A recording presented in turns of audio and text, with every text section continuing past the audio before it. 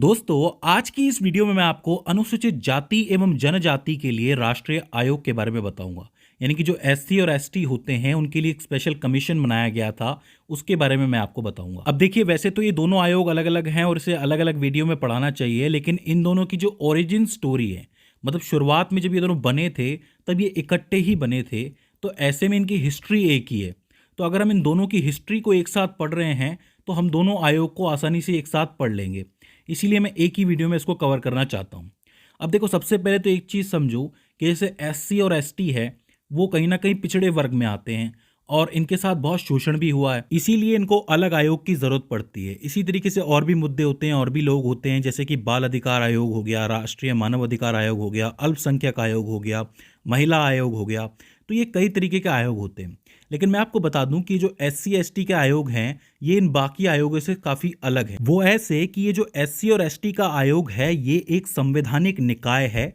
वहीं ये जो बाकी सारे आयोग हैं, ये एक संविधिक निकाय हैं। अब आप पूछेंगे कि संवैधानिक और संवैधिक में क्या फर्क है। देखो, संवैधानिक वो होता है जो हमारे मूल संविधान से जुड़ा हुआ हो। जैसे कि हमारा संविधान आया था 1950 में, तो उसमें जो अनुच्छेद 338 था, उसके तहत अनुसूचित जाति व जनजाति के लिए एक स्पेशल ऑफिसर के लिए बात की गई थी कि एक स्पेशल ऑफिसर होना चाहिए। तो कहीं ना कहीं ये आयोग जो हैं वो संवैधानिक हो जाते हैं, मूल संविधान से जुड़े हुए हो जाते हैं।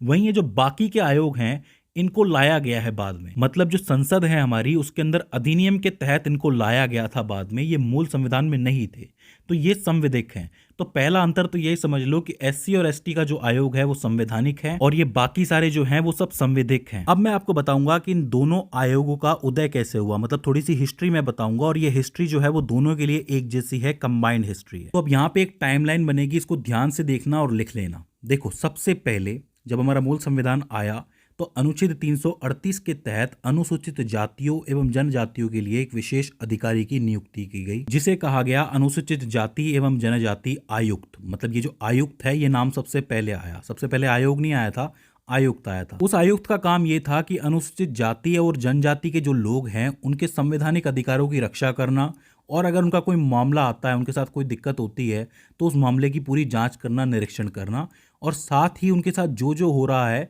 उसकी रिपोर्ट बना के राष्ट्रपति के सामने प्रस्तुत करना। तो सबसे पहले मूल संविधान के साथ एक आयुक्त आता है जो संरक्षण करता है अनुसूचित जाति एवं जनजाति का। उसके बाद आता है साल 1978। इस साल में सरकार क्या करती है, एक संकल्प लेती है और संकल्प के माध्यम से इन अनुसूचित जातियों और जनजातियों के लिए एक गैर संवैधानिक बहुसदस्यीय आयोग की स्थापना करती है। अब देखो, आयोग तो पहले से ही काम कर रहा था, लेकिन आपको पता है कि जनसंख्या बहुत ज़्यादा है देश की और मामले भी बहुत ज़्यादा है। तो ऐसे में एक गैर संवैधानिक आयोग की स्थापना कर दी गई 1978 के अंदर। हालांकि आयुक्त का ऑफिस अभी भी था, मतलब आयुक्त अपना काम कर ही रहा था और साथ में एक आयोग भी अपना काम कर रहा था। फिर जैसे जैसे काम बढ़ता गया, वैसे वैसे साल 1987 में आके सरकार ने एक और संकल्प लिया। वहां पे उन्होंने ये कहा कि जो आयुक्त के कार्य हैं उनको थोड़ा सा संशोधित कर दो, और ये जो आयुक्त है और ये आयोग है गैर संवैधानिक, दोनों को मिला दो और एक आयोग बना दो। ठीक है, उस आयोग को उन्होंने कहा अनुसूचित जाति एवं जनजाति के लिए आयोग। लेकिन इसके तहत भी कुछ एक प्रॉब्लम्स होने लगी। तो साल 1990 में हुआ 65वां संविधान संशोधन अधिनियम, जिसके तहत ये कहा गया कि अब अधिकारी और आयुक्त का सिस्टम हटा करके एक उच्च स्तरीय बहुसदस्यीय राष्ट्रीय अनुसूचित जनजाति और जाति के लिए आयोग की स्थापना की जाए। मतलब इस संशोधन के साथ अब ये जाति और जनजाति, मतलब अनुसूचित जाति और जनजाति का आयोग जो है स्थापित हो चुका था। लेकिन साल 2003 में, ये पांचवा आ गया इस टाइमलाइन में हिस्सा, साल 2003 में हुआ 89वां संविधान संशोधन, जिसके तहत इन दोनों को अलग अलग कर दिया गया। मतलब अनुसूचित जाति के लिए आयोग अलग बनेगा और अनुसूचित जनजाति के लिए आयोग अलग बनेगा। मतलब अभी तक क्या था कि अनुच्छेद 338 के अंदर कहा गया था कि एक अधिकारी होना चाहिए, अधिकारी से आयोग बन गया दोनों के लिए। लेकिन अब इस संशोधन के बाद 338 को अलग कर दिया गया और 338 क को एक अलग कर दिया गया। 338 के तहत क्या था, अनुसूचित जाति के लिए आयोग, और 338 क के लिए अनुसूचित जनजाति के लिए आयोग। और फाइनली जाके 2004 के अंदर अनुसूचित जाति आयोग और अनुसूचित जनजाति आयोग दोनों अस्तित्व में आ गए। तो ये एक टाइमलाइन है। शुरुआत कहाँ से हुई, 1950 से हुई। पहले एक आयुक्त आया, फिर आयुक्त के साथ साथ एक आयोग आया जो कि गैर संवैधानिक था, फिर दोनों को मिला दिया गया और फिर 1990 में एक परफेक्ट बहुसदस्यीय राष्ट्रीय आयोग तैयार कर दिया गया दोनों के लिए। फिर 2003 के संशोधन से दोनों अलग अलग हो गए और 2004 में दोनों अस्तित्व में आ गए। तो यहां तक इन दोनों की हिस्ट्री एक जैसी हो जाती है। अब इसके बाद में दोनों आयोगों के बारे में आपको अलग अलग बताऊंगा। सबसे पहले शुरुआत करते हैं अनुसूचित जाति के राष्ट्रीय आयोग के बारे में, जिसको आप NSSC भी कह सकते हो। ठीक है, तो देखो सबसे पहले बात करते हैं इस आयोग की संरचना के बारे में। तो देखो इसकी संरचना में एक अध्यक्ष होता है, उसके नीचे एक उपाध्यक्ष होता है और उसके पास 3 सदस्य होते हैं। तो मतलब टोटल 5 लोगों की इस कमेटी बनती है। 5 लोगों का ये टोटल विभाग है, जिसमें एक अध्यक्ष, एक उपाध्यक्ष और 3 सदस्य होते हैं। इनकी नियुक्ति कौन करता है? इनकी नियुक्ति राष्ट्रपति करता है। राष्ट्रपति ही तय करता है कि कौन अध्यक्ष बनेगा, कौन उपाध्यक्ष बनेगा और कौन सदस्य बनेंगे। बात करें इनके कार्यकाल की, तो सामान्यतः इनका कार्यकाल 3 साल का होता है, लेकिन फिर भी वो राष्ट्रपति पर निर्भर करता है। राष्ट्रपति अगर चाहे तो इनको कार्यकाल पूरा होने से पहले हटा सकते हैं। बात करें इसके कार्यों के बारे में, तो सबसे पहला काम ये है कि अनुसूचित जातियों के संवैधानिक अधिकारों की रक्षा करना है, उनका संरक्षण करना है, जो भी क्रिया हो रही है उसकी समीक्षा करना है। ठीक है, उसके बाद दूसरा कार्य है अनुसूचित जातियों के हितों का उल्लंघन करने वाले किसी भी मामले की जांच पड़ताल करना और उस पर सुनवाई करना। इसके बाद अगला कार्य है कि अनुसूचित जातियों के आर्थिक और सामाजिक विकास करने के लिए जो योजनाएं बनती है उनका निर्माण करना या फिर उनके निर्माण में सहभागिता देना। मतलब सरकार अगर उनके लिए कोई योजना बनाती है तो उसमें अपनी सहभागिता दो, उन्हें अच्छे सजेशंस दो जिससे उनका विकास हो सके। इसके अलावा अनुसूचित जातियों के संरक्षण के लिए कोई कदम उठा रही है सरकार या फिर कोई कदम कैसे भी उठाया जा रहा है, उस सारी जो जानकारी है वो सारी जानकारी वो प्रतिवर्ष राष्ट्रपति को देनी होती है या फिर जब भी राष्ट्रपति मांगे तब वो जानकारी देनी होती है। और इसके अलावा एक आखिरी कार्य ये होता है कि अगर कोई एक्स्ट्रा कार्य निकल आता है, यानी कि कोई राष्ट्रपति आदेश देता है कि कोई एक्स्ट्रा कार्य है जिससे अनुसूचित जातियों का भला हो सके, तो वो कार्य यही आयोग करता है। इसके बाद पूछी जाएंगी कि अनुसूचित जातियों के लिए जो आयोग बना है इसकी शक्तियां क्या हैं। तो देखो इसकी मेनली 3 मेन शक्तियां हैं, इसको ध्यान से सुनना। पहली शक्ति तो ये है कि अगर ये आयोग किसी कार्य की जांच पड़ताल कर रहा है, किसी शिकायत को देख रहा है, तो ऐसे में इसके पास दीवानी न्यायालय जितनी शक्ति होगी, मतलब जितनी शक्ति दीवानी न्यायालय के पास होती है उतनी शक्ति इस आयोग के पास भी होती है जब इसके पास कोई मामला आता है। तो पहली शक्ति तो ये है।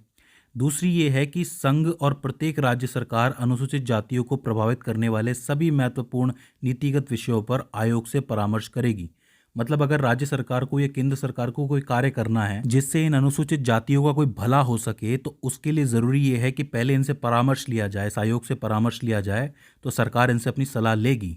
उसके बाद तीसरी शक्ति ये है कि यह आयोग पिछड़े वर्गों और आंग्लीय भारतीय जो समुदाय है, एंग्लो इंडियन जिसको हम कहते हैं, उनके लिए भी उसी तरीके से काम करेगा जिस तरीके से ये अनुसूचित जातियों के लिए कार्य कर रहा है। तो इस तरीके से ये 3 महत्वपूर्ण शक्तियां इनको मिली हुई है। अब इसके बाद कुछ एक जीके के प्रश्न बनते हैं इसके बारे में, वो मैं आपको बता देता हूँ।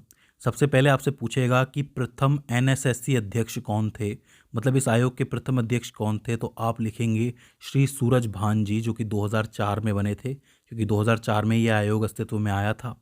इसके बाद पूछेगा कि वर्तमान में इसके अध्यक्ष कौन हैं, तो आप लिखेंगे श्री विजय सांपला जी, जो कि फरवरी 2021 से इसके बने हुए अध्यक्ष। और इस वक्त इसके उपाध्यक्ष कौन है वर्तमान में, तो आप लिखेंगे श्री अरुण हल्दर जी। इसके अलावा एक प्रश्न और बनता है कि इस आयोग के ऐसे कौन से अध्यक्ष हैं जो 2 बार अध्यक्ष रह चुके हैं इस आयोग के, वो हैं श्री एल पूनिया जी। श्री एल पूनिया जी जो हैं वो 2 बार अपना कार्यकाल पूरा कर चुके हैं इसके अंदर।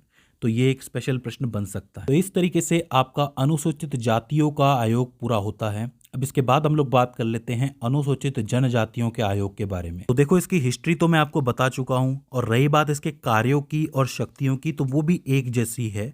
ये लोग काम करते हैं जातियों के लिए और ये लोग काम करते हैं जनजातियों के लिए।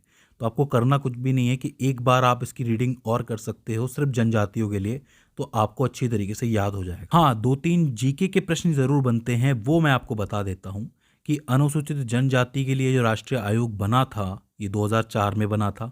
आपको पता है कि 2004 में ही दोनों अस्तित्व के अंदर आए थे। तो ऐसे में इसके प्रथम अध्यक्ष कौन थे, तो आप लिखेंगे श्री कुंवर सिंह जी। ये नाम आपको याद रखना है। श्री कुंवर सिंह जी जो थे वो 2004 में बने थे इसके अध्यक्ष।